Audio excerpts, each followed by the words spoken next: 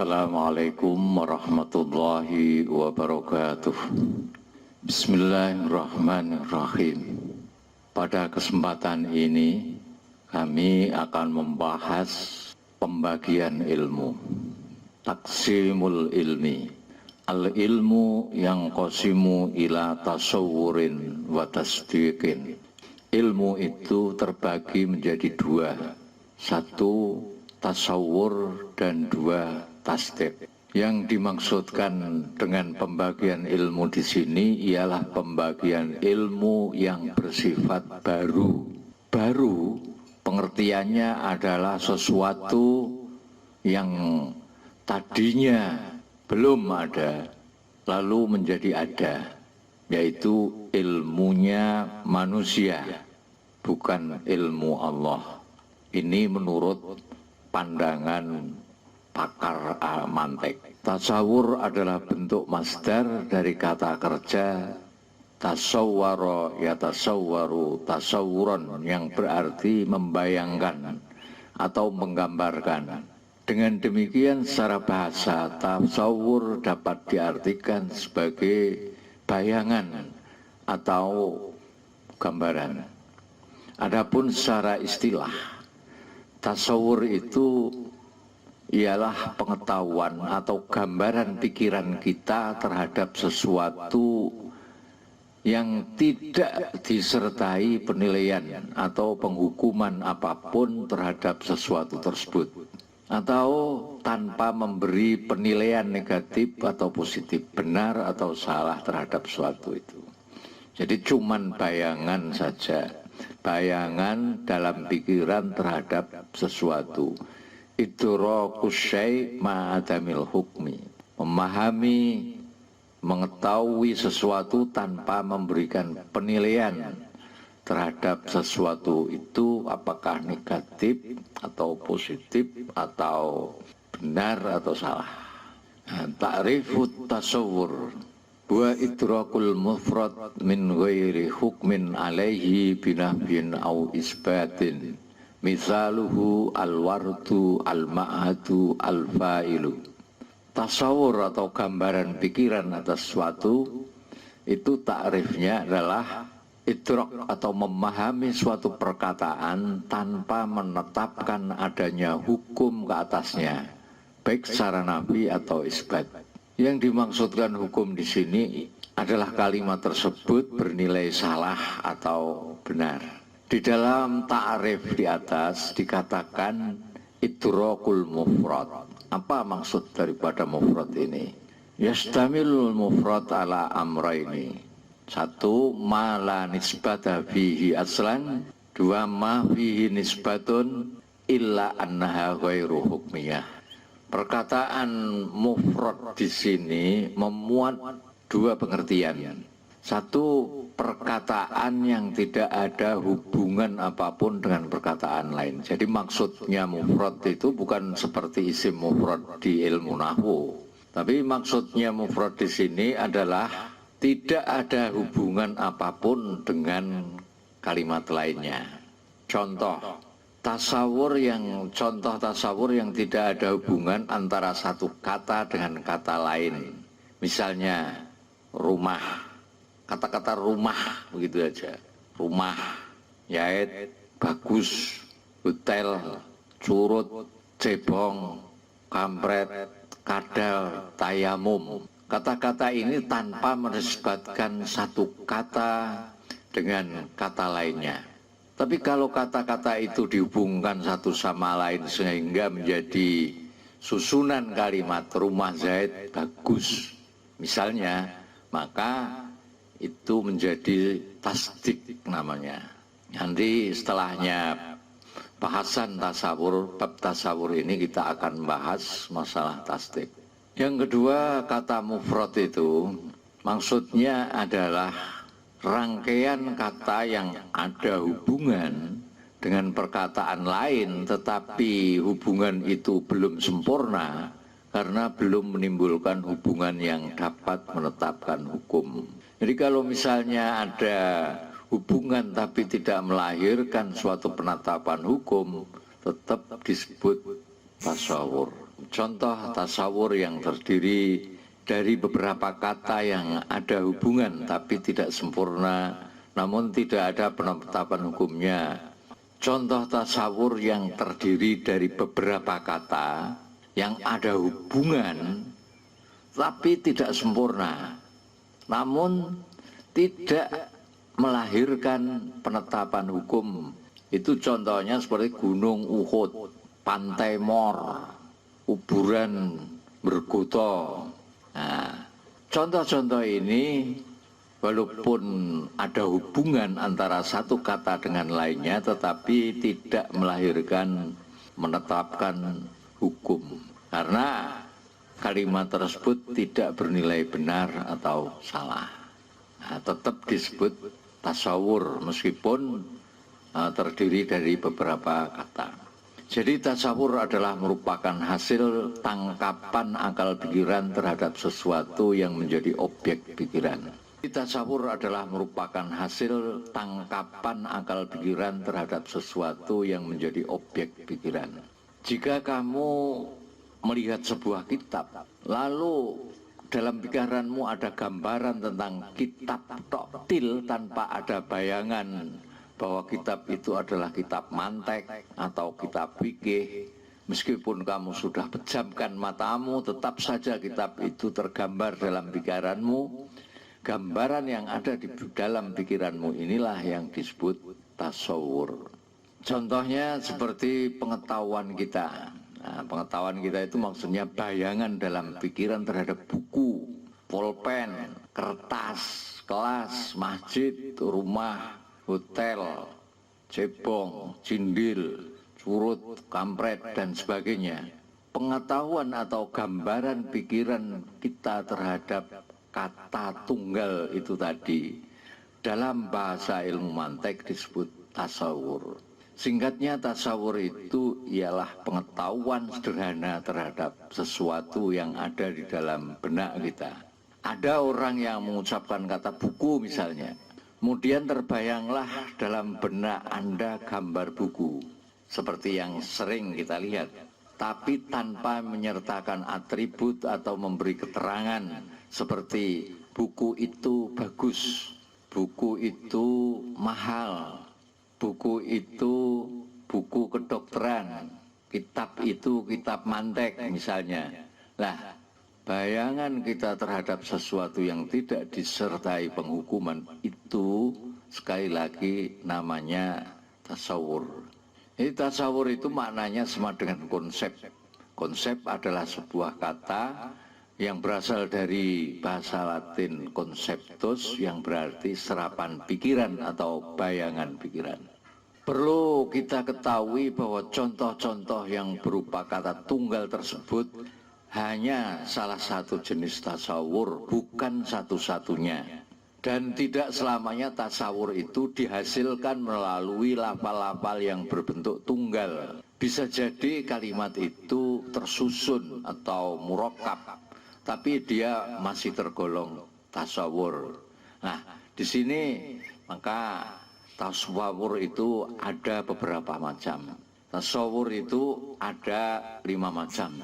Satu, tasawur yang terdiri dari kata tunggal seperti amir.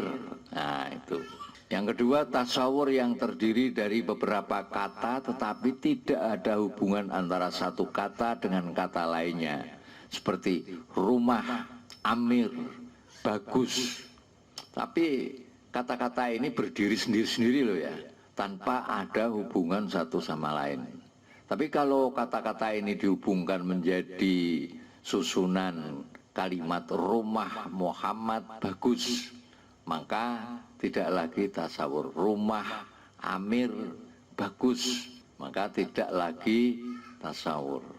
Yang ketiga, tasawur yang terdiri dari beberapa kata dan ada hubungan antara kata satu dengan lainnya. Hanya saja hubungan kata satu dengan lainnya tidak sempurna. Ada hubungan, tapi hubungan kalimat tersebut tidak sempurna. Seperti hubungan mudhaf dan mudhaf ilaih. Contoh, sayyaratu Salim, mobil Salim, baitu Khalid, rumah Khalid. komisu Muhammadin, baju Muhammad. Meskipun kalimat itu terangkai dari dua kata, tapi karena tidak adanya unsur penghukuman yang pasti, maka kalimat itu tetap dinamakan tasawur. Biasanya dalam bahasa Arab kalimat-kalimat seperti di atas disebut dengan istilah murakkab idhofi. Atau bisa jadi kalimatnya tersusun dan disertakan atribut, tetapi karena tidak adanya unsur penghukuman, maka tetap digolongkan ke dalam tasawur. Seperti ustadzun alimun, ustadz yang pandai, masjidun kabirun, masjid yang besar, fatatun karimatun, wanita mulia. Nah, kalimat-kalimat ini sekalipun tersusun, ia tetap dinamakan tasawur, dinamai tasawur karena di sana tidak ada unsur penghukuman. Dalam bahasa Arab biasanya contoh kalimat kedua ini disebut dengan murakkab tausifi. 4 kalimat insya'iyah. Kalimat yang berisikan perintah dan larangan sekalipun tersusun, ia masuk dalam kategori tasawur. Mengapa? Karena di sana tidak ada unsur penghukuman. Misalnya temanmu mengatakan, sungguh jangan tinggalkan aku, atau Umi biarkan aku mensucikan pakaianmu, atau Anda bermunajat, ya ilahi andaikan Indonesia ini menjadi negara berhukum Islam. Kalimat-kalimat ini walaupun sudah tersusun beberapa kalimat dan sudah ada nisbat atau hubungan, akan tetapi kalimat-kalimat ini termasuk kalimat yang tidak mempunyai nilai benar atau bohong. Mengapa? Karena sekali lagi tidak ada unsur penghukuman. Dengan kata lain, kalimat-kalimat tersebut tidak bisa diuji benar atau salahnya.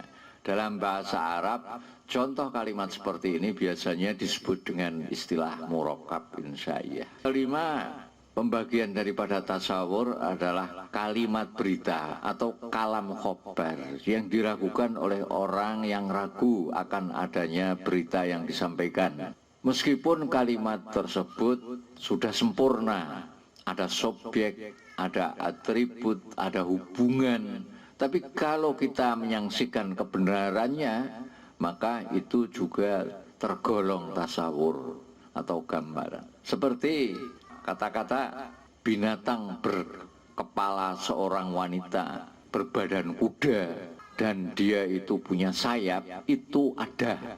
Kalimat ini merupakan susunan tasawur bagi orang yang meragukan. Atau kalimat ini, istana negara itu sarangnya jin ifrit. Kira-kira percaya enggak kamu? Kalau kamu masih ragu akan kebenaran pernyataan tersebut, berarti kata-kata itu hanya berupa susunan tasawur. Dengan demikian bisa disimpulkan bahwa tasawur itu ialah pengetahuan kita terhadap sesuatu yang hanya sebatas dalam gambaran pikiran. Selanjutnya tasawur itu dibagi menjadi 2. Satu, tasawur doruri atau sering juga disebut tasawur badihi. Tasawur doruri itu adalah tasawur yang tidak memerlukan penalaran, perenungan, pemikiran yang panjang. Contoh tasawur yang pertama, bayangan Anda terhadap ibu Anda yang sudah lama meninggal, ketika Anda terhanyut dalam kerinduan, lalu tiba-tiba ada orang yang menyebut nama ibu Anda, apa perlu Anda mikir berjam-jam untuk membayangkan wajah ibumu? Tentu tidak, bukan? Contoh lain, bayangan Anda terhadap lapar, sholat, zina, puasa, dan sejenisnya. Perlukah Anda repot-repot pergi ke perpustakaan sambil mikir dalam-dalam untuk membayangkan rasa lapar ketika Anda ditimpa lapar? membayangkan sholat padahal sudah Anda kerjakan setiap hari, membayangkan puasa padahal setiap tahun dikerjakan, tentu saja tidak. Nah, gambaran kita terhadap sesuatu yang tidak membutuhkan penalaran itu namanya tasawur dzaruri atau tasawur badihi. Yang kedua, tasawur nadhari. Ini tasawur membutuhkan penalaran dan pemikiran panjang. Tasawur jenis kedua ini adalah kebalikan daripada tasawur pertama, yakni tasawur nadhari ini jika yang pertama tidak membutuhkan penalaran, maka yang kedua membutuhkan penalaran dan perenungan.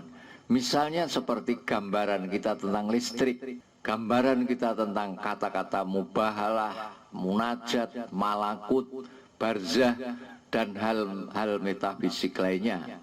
Ketika kita mendengar kata mubahalah atau munajat misalnya, biasanya kita merenungkan apa ya maksudnya. Kita membayangkan apa itu doa, apa itu kutukan, apa itu sumpah, dan lain sebagainya.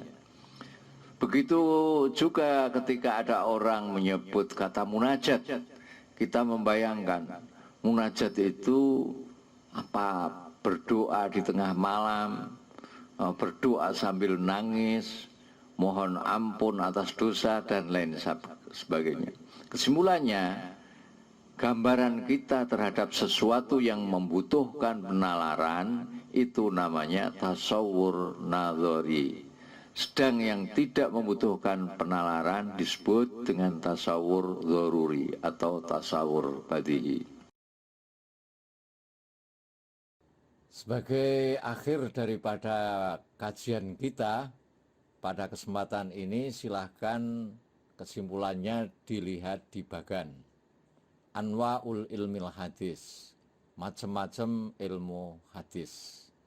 Karena ilmu hadis yang dibahas, maka ikhtirazan an ilmillah, mengecualikan ilmu Allah. Nah, ilmu hadis itu dibagi menjadi dua, tasawur dan tasdik. Kemudian tasawur itu dibagi menjadi dua lagi, yaitu tasawur dzaruri dan tasawur nadhari. Tasawur dzaruri ma la yahtaju ila ta'ammulin wa fikrin. Tasawur dzaruri adalah kalimat yang tidak membutuhkan perenungan dan pemikiran. Sedangkan tasawur nadhari adalah kalimat yang butuh terhadap perenungan dan pemikiran. Ma yahtaju ila ta'ammulin wa fikrin. Sedangkan ini tasdik, insyaallah setelahnya ini kita akan bahas tasdik. Nah, kemudian lihat lagi di sini, ini saya buatkan bagan yang lain, al-ilmu dibagi menjadi dua, tasawur dan tasdik. Tasawur wa idrakul mufrad min ghairi hukmin alaihi binafyin au isbatin. Atau yang lebih ringkas lagi definisinya, idrakus syai' ma'adamil hukmi alaihi.